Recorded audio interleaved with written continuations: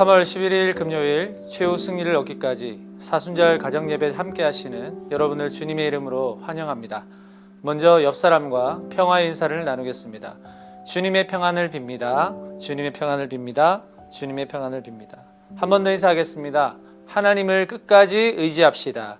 하나님을 끝까지 의지합시다. 하나님을 끝까지 의지합시다. 찬송가 365장 1절 4절 찬송하시겠습니다.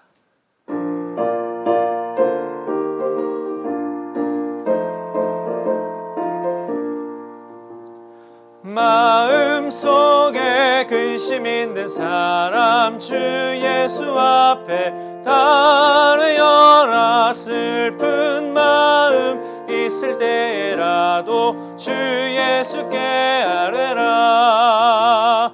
주 예수 앞에 다르여라. 주리의 친구니 무엇이나 근심하지 말고 주 예수께 아뢰라. 죽음 앞에 겁을 내는 자여 주 예수 앞에 다뢰어라. 하늘나라 바라보는 자여 주 예수께 아뢰라. 주 예수 앞에 다뢰어라. 주리의 친구니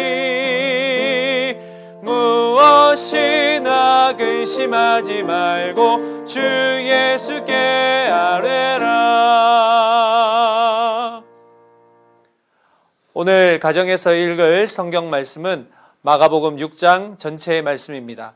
본문 중에서 주제 말씀인 마가복음 6장 41절 말씀을 함께 읽어보겠습니다.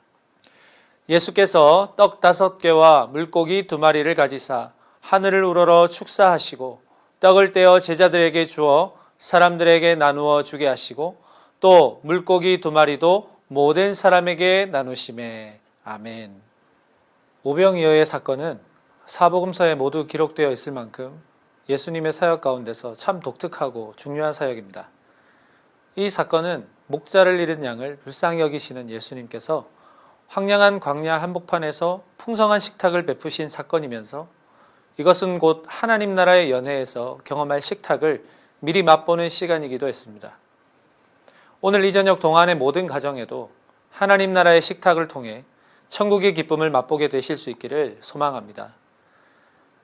6장 초반부에서 제자들은 예수님의 권능을 받아 각 고을에서 하나님의 나라를 전파합니다. 사역을 마치고 난 후 고생한 제자들에게 예수님께서는 한적한 곳에 가서 잠깐 쉬라고 하셔서 배를 타고 이동하는데 많은 무리가 제자들이 이동하는 것을 보고는 그들보다 먼저 달려가서 도착을 합니다. 예수님께서 큰 무리를 보시고는 어떤 반응이셨냐면 마가복음 6장 34절의 말씀입니다. 예수께서 나오사 큰 무리를 보시고 그 목자 없는 양 같음으로 인하여 불쌍히 여기사 이에 여러 가지로 가르치시더라. 제자들에게 휴식을 주시려고 했던 예수님의 의도는 많은 무리가 모임으로 인하여 실패하지만 예수님께서는 자신을 쫓아온 무리를 보시고 품으신 마음이 불쌍히 여기심이었습니다. 복음서에서 자주 나오는 불쌍히 여기다라는 동사는 마가복음에서만 3번이 더 나오는데 예수님께서 사람에게 느끼는 연민에 대한 표현으로 사용됩니다. 이것은 구약의 선지자를 통해 예언된 내용인데 에스겔 34장에서 이스라엘의 지도자들이 백성을 돌보지 않으므로 자신의 백성을 다시 직접 돌보시겠다고 하는 그 약속이 등장합니다. 말 그대로 이 무리는 돌봄이 없는 상태였고 그 상태는 예수님의 동정심을 유발합니다.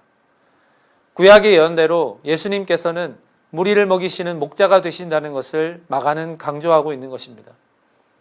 예수님께서는 모인 무리에게 하나님 나라의 복음을 더 가르치시게 되는데 마침 해가 다 저물어 버립니다. 마가복음 6장 35절 말씀입니다. 때가 저물어 가매 제자들이 예수께 나와 여짜오되 이곳은 빈들이요 날도 저물어 가니. 날이 저물었습니다. 무리는 저녁을 해결해야 합니다. 이때 제자들이 예수님께 의견을 제시합니다. 마가복음 6장 36절 무리를 보내어 두루 촌과 마을로 가서 무엇을 사 먹게 하옵소서. 제자들의 생각에는 무리를 돌보아야 하는 권한이 예수님께 있다는 것을 알고 있었기 때문에 이러한 제안을 했을 것입니다. 그러나 들려오는 예수님의 대답은 제자들의 생각 밖이었습니다. 마가복음 6장 37절 말씀에 대답하여 이르시되 너희가 먹을 것을 주라 하시니, 제자들에게 먹을 것을 주라고 말씀합니다. 예수님의 의도가 무엇이었을까요? 말씀을 거슬러 올라가서 예수님께서 제자들을 처음 만나시고 그들을 부르실 때의 목적을 상기해 봅시다. 무엇이었습니까? 너희로 사람을 낚는 어부가 되게 하리라. 이것은 죄와 어둠에 빠진 사람을 하나님의 나라로 초대하여 그들을 먹이고 그들을 인도하게 될 것을 말씀하신 것입니다. 단순히 낚아 올리는 것에 국한된 것이 아니라는 말씀이죠. 예수님께서 제자들에게 권능을 주셔서 둘씩 짝을 지어 고을로 보내신 이유가 또한 무엇입니까? 하나님의 나라를 선포하고 병든 자, 귀신 들린 자를 치료하고 그들에게 생명의 양식을 먹이도록 하시기 위함입니다. 요한복음 21장에서 예수님께서 죽으시고 부활하신 후에 제자들을 만나시고 시몬 베드로에게 내가 나를 사랑하느냐라고 물으시고 베드로가 내가 주님을 사랑하는 줄 주께서 아시나이다. 이 대답을 들으신 후에 예수님께서 내 어린 양을 먹이라 하십니다. 결국 제자들에게 이 무리를 향하여 너희가 먹을 것을 주라 하신 의도는 너희는 사람을 먹이는 책임이 있다는 것을 말하는 것입니다. 권능을 받아 귀신을 쫓고 병자를 고쳤던 것처럼 이 무리를 먹이는 것도 하나님의 권능을 의지할 때에 먹일 수 있다는 것을 알도록 하시려는 의도였다는 것이죠. 제자들은 그 예수님의 의도를 전혀 이해하지 못합니다. 오히려 현실의 문제 앞에 부딪히게 되죠. 마가복음 6장 37절 후반부에 여짜오되 우리가 가서 200데나리온의 떡을 사다 먹이리이까. 벌써 이들은 계산기로 두드려 봤던 것이죠. 대략 세어보니까 200데나리온, 그러니까 약 200일 정도 일한 일당이 있어야 이 무리가 먹을 수 있다는 계산이 나온 것입니다.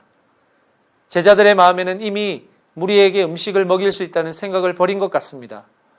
갈릴리 사람들이 가지고 있는 것은 고작 떡 5개와 물고기 2마리 뿐이었기 때문입니다. 그 시대 갈릴리 사람들이 배급을 받았던 아주 소량의 식량 또한 다 소진하고 남은 것이 떡 5개와 물고기 2마리라는 것이죠. 이 현실의 문제 앞에서 제자들은 그만 얼어버렸습니다. 이들이 예수님께 받았던 권능은 도대체 무엇이었으며 예수님께서 그동안 무리를 어떤 관점으로 보셨는지, 하나님 나라를 어떻게 이 땅에 이루어 가시는지 현실의 문제 앞에서 다 잊어버린 것입니다. 오늘을 살아가는 저와 여러분은 어떤가요? 어려운 현실 앞에서 현실적인 계산기를 두드려보고 계산기의 숫자가 내 생각보다 많이 나오게 되면 금방 실망할 때가 종종 있지 않습니까? 그러나 이때 고작 떡 5개와 물고기 2마리를 손에 드신 예수님은 오히려 하늘을 바라보시고 하나님의 권능을 구하기 시작하십니다. 제자들이 이 예수님의 행동을 보고 어떤 생각이 들었을까요? 예수님의 모습을 보며 자신들이 권능을 받아 두루다니며 행하였던 그 놀라운 사역이 떠오르지 않았을까요? 마가복음 6장 41절 말씀입니다. 예수께서 떡 5개와 물고기 2마리를 가지사 하늘을 우러러 축사하시고 떡을 떼어 제자들에게 주어 사람들에게 나누어 주게 하시고 또 물고기 2마리도 모든 사람에게 나누시매. 이 적은 소량의 간식으로 돌봄이 필요한 5,000명의 무리들을 먹이시는 그 권능이 우리의 눈에는 참 커 보이지만 전능하신 하나님께는 아주 작은 일에 불과하신 것입니다. 출애굽한 이스라엘 백성들을 광야 40년의 시간 동안 줄이지 않게 먹이시고 반석에서 물을 내시며 그들을 끝까지 보호하신 하나님의 능력에 비하면 오병이어는 아주 작은 기적에 불과합니다. 그러나 이 기적의 크고 작음이 오늘 말씀의 의도가 아니라 이 권능이 오직 하나님께로부터 나온다는 것이 말씀에서 의도하는 목적이라는 것입니다. 떡 5개와 물고기 2마리를 가지고 하늘을 우러러 축사하시고 그것을 떼어 제자들에게 주시며 나누어 주라 하시는데 나누어 주고 또 나누어 주어도 그 음식이 줄지 않습니다. 이것이 하나님 나라의 잔치입니다. 목자 없는 양과 같은 무리들이 예수님을 만날 때 이들은 하늘의 풍성함을 누릴 수 있습니다. 줄이고 목마름을 해결할 수 있습니다. 현실은 불가능하다고 하지만 하나님은 불가능을 넘어서서 더 풍성하게 하시는 분이십니다. 이 특별한 소풍을 경험한 5천 명의 사람들은 날이 저무는 것도 생각하지 않은 채 예수님을 쫓아온 사람들입니다. 결국 포기하지 않고 갈급한 심령으로 예수님을 찾을 때 놀라운 식탁을 공급받을 수 있었던 것입니다. 여러분, 하나님은 지금도 일하고 계십니다. 우리의 상상을 뛰어넘고 우리의 이성을 뛰어넘는 놀라운 일을 하고 계십니다. 이미 하나님께서는 독생자 예수 그리스도를 인간의 몸으로 보내시어 모든 죄를 대속하게 하신 그 사건을 봅니다. 그냥 피를 흘리게 하신 것이 아니라 모든 수치와 조롱, 인간이 받을 수 있는 최악의 순환을 당하게 하시며 철저히 죄인의 몸으로 죽임을 당하게 하셨습니다. 이보다 더 놀라운 일이 어디에 있을까요? 사랑하는 여러분, 사순절 기간 저는 우리 모두가 하나님께서 우리에게 베푸신 가장 최고의 사랑을 경험하게 되기를 원합니다. 독생자를 아낌없이 보내셔서 우리로 하여금 영생의 식탁을 경험하게 하시는 하나님의 놀라우신 은혜와 감격. 이 사순절 기간에 모두가 힘들고 아파하는 이 시간 가운데 여전히 우리를 실망시키지 않으시고 날마다 좋은 것을 예비해 주시는 주님이 베푸시는 풍성한 은혜와 회복의 식탁이 동안의 가정 가운데 풍성히 임하게 되시기를 주님의 이름으로 소망합니다. 이 시간 함께 기도하겠습니다. 첫 번째로 메마른 현실 앞에서도 풍성한 식탁을 베푸실 하나님을 의지하도록. 둘째, 동안의 모든 가정에는 십자가 사랑의 회복과 평화를, 환우들에게는 치유의 은혜가 임하도록 이 시간 함께 기도하겠습니다.